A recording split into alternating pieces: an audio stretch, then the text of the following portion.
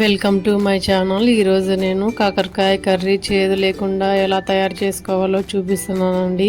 ఒకసారి ఇలా ట్రై చేశారంటే కాకరకాయ ఇష్టం లేని వాళ్ళు కూడా ఎంతో ఇష్టంగా తింటారండి. నేను ఇక్కడ 1/2 కిలో కాకరకాయలను తీసుకొని ఇలా చిన్నగా కట్ చేసుకొని ఇందులోకి 1 టేబుల్ స్పూన్ సాల్ట్ని యాడ్ చేసుకొని ఇలా శుభ్రం చేసుకొని తీసుకున్నానండి.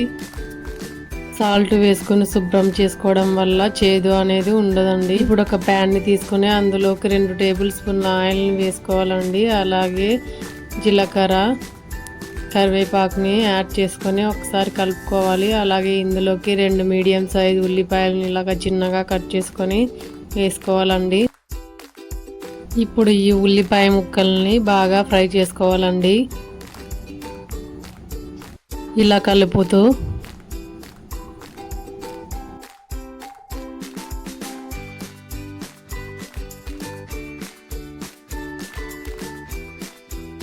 ఉల్లిపాయ ముక్కలు ఇలా బాగా ఫ్రై అయ్యాయండి. ఇప్పుడు ఇందులోకి మనం కట్ చేసుకున్న కాకరకాయ ముక్కల్ని వేసుకోవాలండి.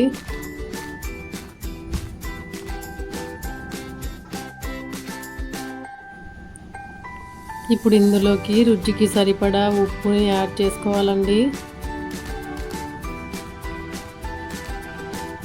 అలాగే 1/2 టేబుల్ స్పూన్ పసుపు పొడి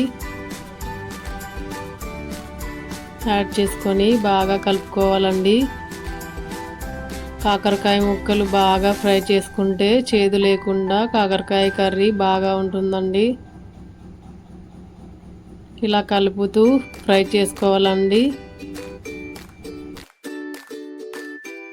ముక్కలు బాగా ఫ్రై అయ్యాయండి. ఇప్పుడు ఇందులోకి ఒక టమోటాని చిన్నగా కట్ చేసుకొని వేసుకోవాలండి. ఇప్పుడు ఇందులోకి 2 టేబుల్ స్పూన్ల కారం పొడిని యాడ్ చేసుకోవాలండి. అలాగే 1/2 టేబుల్ స్పూన్ ధనియాల పొడిని యాడ్ చేసుకోవాలండి. బాగా మిక్స్ చేసుకోవాలండి. ఈ కర్రీని ఇలా చూస్తుంటేనే నోరు ఊరిపోతుందండి నాకు. బాగా మిక్స్ చేశాక ఇందులోకి 2 టేబుల్ స్పూన్ల వెల్లుల్లి కొబ్బరి పౌడర్ని వేసుకోవాలండి. ఒకసారి బాగా కలుపుకోవాలండి.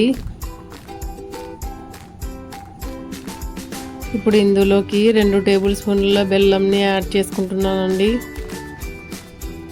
అలాగే 2 టేబుల్ స్పూన్ల చింతపండు పులుసుని వేసుకున్నానండి. బాగా కలుపుకోవాలండి. అలాగే ఇందులోకి 1 కప్ వాటర్ని యాడ్ చేసుకోవాలండి. మూత పెట్టుకొని 2 నిమిషాలు ఉడికించాలండి. 2 నిమిషాల తర్వాత చూస్తే కాకరకాయ ముక్కలు బాగా ఉడికిపోయాయండి. చేదు లేకుండా కాకరకాయ కర్రీ రెడీ అయిపోయిందండి. Thanks for watching my videos.